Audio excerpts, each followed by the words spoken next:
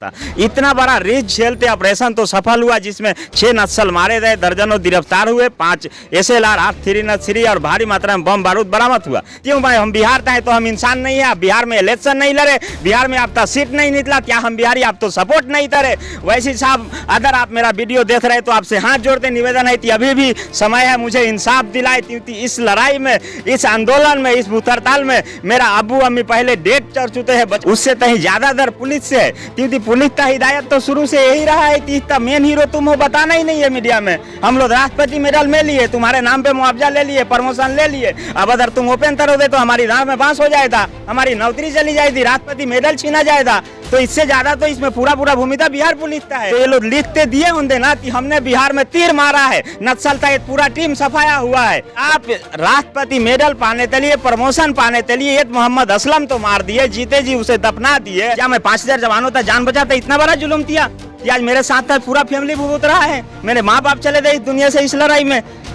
इस तरह से अगर होता रहे तो पुलिस वाले तो कौन साथ देता? इससे बेहतर है तो नक्सली में जाते जो ज्यादा नक्सलाई का साथ देता, आतंकवादी का साथ देता। अब बताइए कि मैंने क्या जुल्म किया था? उस समय भी मोबाइल से बात कर रहा था सर, मैं नक्सली के बीच में रहते। आप समझिए जरा, थी नक्सल तो जरा सा महसूस होता तो बंदूक फिरा दे, पहले पुलिस तो छोड़ते, मुझे मार देती ना। अच्छा था, तमा रहा था, मैं ये पुलिस के चक्कर में नहीं पड़ता तो आज मेरी जिंदगी इस तरह से लफड़ा नहीं होता। ये सब क्या है पूरा मामला? सभी हिंदुस्तान तेवाम से हाथ जोड़ते नमस्कार सत श्री अकाल करता हूँ, सलाम आदाब करता हूँ। और पूरा मामला यह है कि बहुत संक्षेप में मैं बता देता हूँ, ज़्यादा टाइम नहीं लूँगा आप लोग का, क्योंकि बहुत कम समय है। दरमाहा तांड, मोतिहारी तांड 2 तांड है, जिस सफलता के आधार पर 31 पुलिस वालों को राष्ट्रपति मेडल मिला था। जैसे कि मुझे पुलिस द्वारा नक्सली में इन्फॉर्मेशन बनाते भेजा गया था। सर, मुझे ये ऑफर दिया गया था कि आप पर टाइम उसमें ही रहो, नक्सल का गतिविधि का रिपोर्ट दो मेरे, तो आप तो 15,000 पर मंथली दिया जाएगा, कोई भी हादसा हुआ तो सरकारी मुआवजा 5 लाख या जो भी हो, और तुम्हारे फैमिली मेंबर का इतना नौकरी दिया जाएगा। मैं हाथ जोड़ा सर थी, मैं इतना तुझ नहीं कर सकता हूँ, मैं कुछ महीना आपका साथ निभा सकता हूँ। तो मुझे ये राजी तरते नक्सली में भेजा दिया थी, ठीक है, कम से कम छपरा और मोतिहारी ये दोनों डिस्ट्रिक्ट का नक्सली का रहन सहन और गतिविधि था, पल पल का रिपोर्ट दो, कहीं भी कोई बड़ा घटना हुआ है तो उसको रिपोर्ट दो। उसी दौरान मोतिहारी में जब टीम एंट्री दरी नक्सल था तो थेसरिया थाना दरमाहा गाँव उतरी, मोतिहारी जिला, वो पूरा थाना तो उड़ाने का प्लानिंग था, वहाँ बम बिछाया गया, हर चीज़ रेडी हुआ, पूरा नक्सल जमा हुए। यह इन्फॉर्मेशन मैं 12 मार्च तो 2011 तो DSP दिलनवाज अहमद तो दिया। कल होते ऑपरेशन सजाया गया, जिस ऑपरेशन में ये मीटिंग में ये मतलब मेरे ऊपर दबाव बना दिया, ये शर्त रखा दिया कि मूवमेंट के दौरान बम ब्लास्ट नहीं होने दे दे, आपकी जिम्मेदारी है। सर, मैंने बोला ठीक है, मैं ये जिम्मेदारी निभाऊंगा, मगर आप लोग मुझे जेल नहीं भेजेंगे। ये 2 बातें पहले मुद्दे पर हुई थी। और SP साहब का ये वादा था कि आपका जब ऑपरेशन सफल हो जाएगा तो आप तो बिहार से बाहर धर दिया जाएगा, जीवन यापन के लिए 15 लाख रुपए मदद किया जाएगा, आर्थिक मदद किया जाएगा, आप तो बिहार सरकार द्वारा सम्मानित किया जाएगा। जबकि मुझे मात्र 4 लाख रुपए दिया जब ऑपरेशन सफल हो गया। सर, आप लोग जो भी मेरा न्यूज़ देख रहे हैं, आप समझ सकते हैं कि जब नक्सल में रहते मैं पल पल का रिपोर्ट दे रहा था, हालांकि जब 18 घंटा इनकाउंटर चल रहा था उस दौरान भी मैं SP साहब के लाइन पे बना हुआ था। सर, आप लोग समझ सकते हैं जब नक्सल तो ये चीज़ मालूम होता था कि हमारा ही बीच तो पुलिस का आदमी है, पुलिस तो दाई लाइन कर रहा, तो वहाँ पुलिस नहीं मरता सर, सबसे पहले मैं मारा जाता था। इतना बड़ा रिस्क झेलते ऑपरेशन तो सफल हुआ, जिसमें 6 नक्सल मारे गए, दर्जनों गिरफ्तार हुए, 5 SLR 8-3 और भारी मात्रा में बम बारूद बरामद हुआ। 6 बम बरामद हुआ सर। उसमें आप समझ सकते हैं कि 6 बमों का मैं डिफ्यूज नहीं करता, उनका वायर नहीं ताकता तो सारे बम ब्लास्ट होते थे। मगर मैंने अपने देश के साथ गद्दारी नहीं किया सर, अपने देश वतन के साथ किसी तरह का गद्दारी नहीं करा, धोखा नहीं करा। मेरा गुनाह सिर्फ इतना है कि 5000 जवानों का जान बचाया। उस ऑपरेशन में 3 जिला का पुलिस लड़ रहा था, 5000 से ऊपर जवान था। सर, आप समझ सकते हैं कि जब 6 बम ब्लास्ट होता तो क्या होता।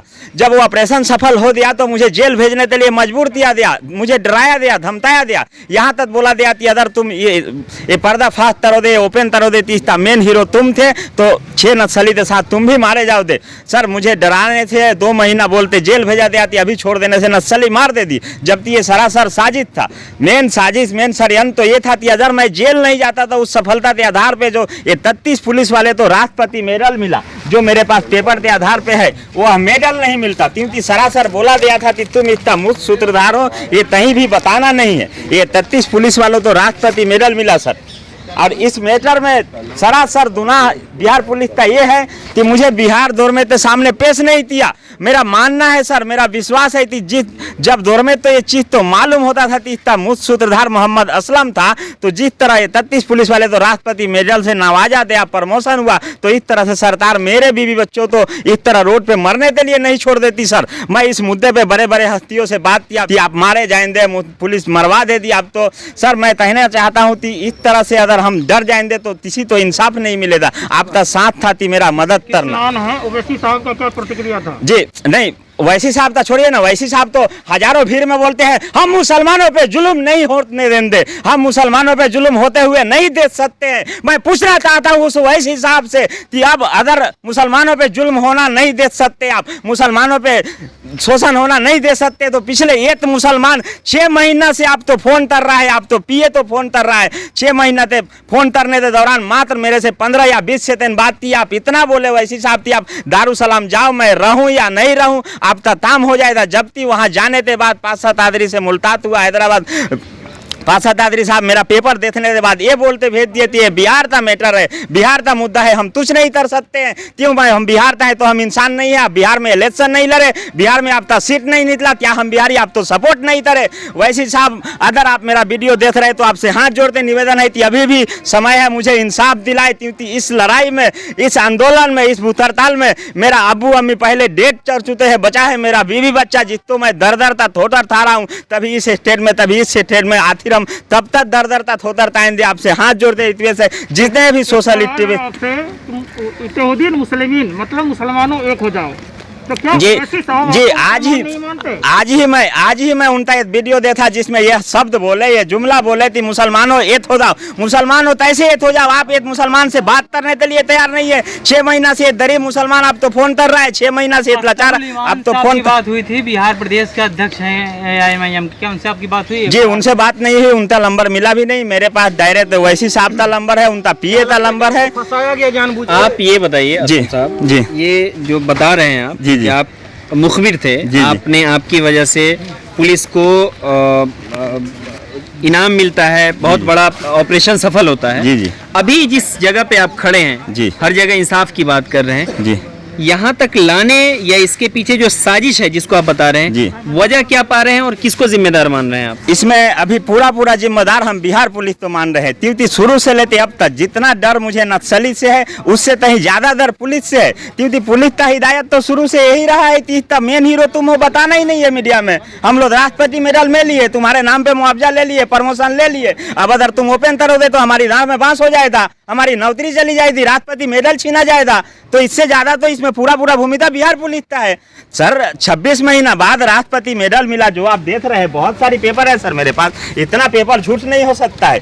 यह मैगजीन है लोथ परसेंट, आप देखिए, कैमरामैन से बताएंगे, देखिए इसमें साफ लिखा हुआ है कि मोतिहारी दरमाहा तानता हीरो पुलिस से पूछ रहा है सवाल, बार बार वही सवाल पूछ रहा हूँ कि आप राष्ट्रपति मेडल पाने के लिए, प्रमोशन पाने के लिए एक मोहम्मद असलम तो मार दिए, जीते जी उसे दफना दिए, आप दौर में तक उसको पेश नहीं किए। आप समझिए सर, अगर मुझे पेश किया जाएगा 1 मिनट, जैसे 26 महीना बाद उसको राष्ट्रपति मेडल लागू किया गया, प्रमोशन हुआ, तो ये लोग लिखते दिए होंगे ना कि हमने बिहार में तीर मारा है, नक्सल का एक पूरा टीम सफाया हुआ है, बहुत बड़ा तीर मारा है। 1 मिनट सर, तो उस पेपर के तोना पे अगर ये भी जनाया जाता कि इसका मुख्य सूत्रधार मोहम्मद असलम था, उसमें रहते पल का रिपोर्ट देता था, उसके पास मोबाइल था, अपनी जान हथेली पे रखते बम भलाट होने से रहता, तो क्या गवर्नमेंट मुझे छोड़ देती इस तरह रोड पे मरने के लिए? क्या सरकार मुझे धर नहीं देती? जो बात था बिहार पुलिस द्वारा थी, अब तो बिहार से बाहर धर शिफ्ट कर दिया जाएगा, बिहार सरकार द्वारा सम्मानित किया जाएगा, अब तो जीवन यापन के लिए 15 लाख का आर्थिक मदद दिया जाएगा, मात्र 4 लाख रुपए देते मुझे उसी नक्सली के साथ जेल में ठूंक दिया गया। सर ये कहाँ था इंसाफ है? अगर मैंने 5000 जवानों का जान बचाया तो क्या गुनाह कर दिया थी? आज मेरा पूरा परिवार भुगत रहा है, साथ तो मैं दिया, अकेला साथ दिया मैं। आज मैं दिल्ली से सड़कों पे, रोड पे, तभी रोड पे सो रहा हूँ, तभी निजामुद्दीन औलिया स्टेशन में सो रहा हूँ। मेरा आर्थिक हालात भी वैसा नहीं है, मैं हद से ज्यादा 75% सफर सिर्फ पैदल कर रहा हूँ। अभी आप मेरा मेडिकल चेक कराएंगे तो सुबह से मात्र 2 रोटी खाते मैं घर से निकला हुआ हूँ, अभी तक मेरे पास वैसा आर्थिक हालात नहीं है कि मैं थाना साधत हूँ। क्या मैं 5000 जवानों तक जान बचाता? इतना बड़ा जुल्म किया कि आज मेरे साथ साथ पूरा फैमिली भुगत रहा है, मेरे माँ बाप चले गए इस दुनिया से इस लड़ाई में। इस तरह से अगर होता रहे तो पुलिस वाले तो कौन साथ देता? इससे बेहतर है तो नक्सली में जाते जो ज्यादा नक्सलाई का साथ देता, आतंकवादी का साथ देता। अब बताइए कि मैंने क्या जुल्म किया है? मैं भारत सरकार से सवाल करता हूँ। देखिए असलम साहब, कोई भी पुलिस कोई भी ऑपरेशन करती है तो बहुत सारे मुखबिरों से काम लेती है, उसका नाम सरकार के पास नहीं भेजा जाता है, जो जानकारी मुझे है। जी। अब आप क्या चाह रहे हैं इस वक्त, अब चाह क्या रहे हैं? जी, मेरा मान ये है कि हम दर दर तक होटर नहीं थाएंगे, मेरे बीबी बच्चे मोहताज है और नस्ल से बचते फिर रहे, तभी भी नस्ल हमला हो सकता है। इन बिहार पुलिस के वादा खिलाफी से वजह से तभी भी मेरा पूरा फैमिली नस्ल के हाथों मारा जाएगा। तो बिहार से बाहर उचित मुनासिब जगह पे जो मेरा बात था, जो शर्तें हुई थी, मुझे धर दे दिया जाए और आर्थिक मदद किया जाए सरकार द्वारा, जो शर्तें हुई थी, ताकि मैं नया जिंदगी शुरुआत कर सकूँ, मैं अपने बीवी बच्चों के साथ रह सकूँ। किनके साथ? मेरे सर डीएसपी दिलवाज के साथ थी, एसपी एते सत्यार्थी के साथ थी, एसपी दिनेश तुम्हारे बड़ा मिशन था सर, एक मीटिंग हुआ था, उस मीटिंग में ये सारी शर्तें हुई थी। बिहार पुलिस ने जो मुझे शर्त दिया वो शर्त निभाया सर। बिहार पुलिस ने ऑपरेशन के दौरान बार बार इतनी दबावदार, असलम बम ब्लास्ट नहीं होने देना, असलम बम ब्लास्ट नहीं होने देना। इनकाउंटर जब चालू था उस समय भी मोबाइल से बात कर रहा था सर, मैं नक्सली के बीच में रहते। आप समझिए जरा, थी नस्ल तो जरा सा महसूस होता तो बंदूक फिरा दे, पहले पुलिस तो छोड़ते मुझे मार देती ना, मुझे शूट कर देती। डीएसपी से बात नहीं हुई आपकी? बात तो सर मैं कंटिन्यू मतलब सालों तक ला रहा हूँ, मेरे पास सचिवालय था, मेरे पास, मैं बोला ना संक्षेप में बता रहा हूँ, मेरे पास सचिवालय था, रिसीविंग है, वो पीटे खातुर नामर्द आदमी 10 बार मिलने के बाद मेरे नाम से मिलना छोड़ दिए। जब मैं एक दिन ऐसा हुआ थी, मैं पर्ची पे नाम बदलते ली था, नाम चेंज करते ली था, मैं उनके ऑफिस में किसी तरह प्रवेश किया तो वो अपने पीए तो डाली दिए, तीन तो लेते आया। मैं बोला क्या सर, मैं आपसे मिलना क्या दूँ, मिल भी नहीं सकता, आप मुझे आश्वासन पे आश्वासन दिए रहे, बिहार से बाहर धर दिया जाएगा, बाती मुआवजा दिया जाए। आखिर तब जब हमारे ऊपर नक्सली हमला हो जाएगा हम मारे जाएंगे। जब हम देख लिए थी इस लड़ाई में हमारे माता पिता डेथ हो गए तो हम फौरन बिहार छोड़ते और तभी 2 महीना इस स्टेट में 2 महीना इस स्टेट में। ये आप पहले क्या करते थे? ये पिता की हत्या कैसे हुई? पहले हम बैथरी में काम करते थे सर। ये देखिए साफ देखें दे यहाँ पे, मैं तो पहले चंडीगढ़ में ब्रेड बनाता था, अच्छा था मजदूर हालात था, मैं अच्छा था कमा रहा था, मैं ये पुलिस के चक्कर में नहीं पड़ता तो आज मेरे जिंदगी इस तरह से लफड़ा नहीं होता। ये साफ शब्दों में यहाँ लिखा हुआ है कि मैं तो पहले चंडीगढ़ में ब्रेड बनाते हुए पुलिस अचानक से आपको ही क्यों बनाती है? नहीं, ये देखिए बता रहा हूँ, सारा सवालों का जवाब दूंगा मैं। यहाँ पर देखा ये पहले मुखबिरी के लिए बनाया नक्सली, मतलब निकलते ही भूल गई पुलिस।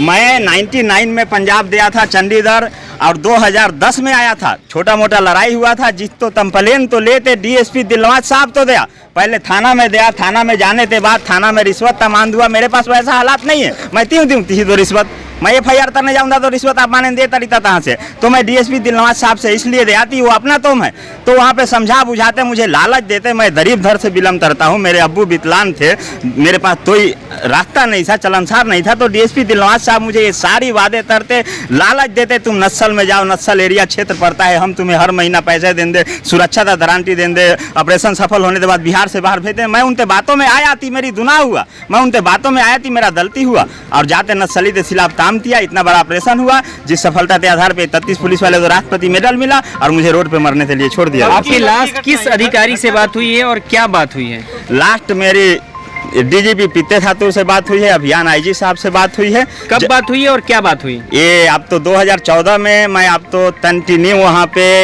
1 महीना तक धरना पे था, पटना के गांधी मैदान में 1 महीना पहले भूख हड़ताल पर था। जब अम्मी का तबीयत खराब हुआ तो धरना में तब्दील हुआ। उसी भूख हड़ताल के दौरान मेरी अम्मी का डेथ हुआ, 20 दिन बाद मेरे अब्बू का भी डेथ हो दिया, मतलब 20 दिन के अंदर में मैं दोनों अपने माता पिता तो उस भूख हड़ताल में खो दिया। जब मेरे तो आश्वासन देते, तोड़वाया गया, अनशन धरना समाप्त किया गया कि तुम जल्द बिहार से बाहर चले जाओ, अभी तमाम था, हम लोग बहुत जल्दी सरकार से सिफारिश करते, अब तो बिहार से बाहर घर शिफ्ट दिला देंगे, बाती मुआवजा भी दे दिया जाएगा। उस समय से मैं आते अदर स्टेट में शिफ्ट हो गया, अब मैं बिहार जाने लायक नहीं हूँ, क्योंकि सर इतिहास का पन्ना उठाते देती, दरमाहा तान तो छोड़ते, ऐसा ऑपरेशन कोई भी नहीं है जिसमें सैन्य बल शहीद नहीं हुए हैं, 2, 4, 10 हर ऑपरेशन में शहीद हुए हैं। ये दरमाहा तान ऐसा हुआ है कि 18 घंटा इनकाउंटर चलने के बाद भी मरना तो दूर की बात, आला अधिकारी तो थरोज तक नहीं आता है। जितना जिम्मेदारी मैंने पूरा लिया, मुझे जो जिम्मेदारी दिया था मैं निभाया, बम ब्लास्ट नहीं होने दिया, हर तरह से जिम्मेदारी निभाया। मगर पुलिस ने क्या जिम्मेदारी निभाया, उन्हीं नक्सलियों के साथ जेल में पुलिस वाले के फोटो है उनके? फोटो आप बोलेंगे तो मिल जाएगा सर, मेरे फोन में है। फोन में है आपके? जी। अच्छा, ये कब की घटना है? ये 2011 13 मार्च की घटना है सर। सबसे आप भटक गए हैं? जी। ठीक।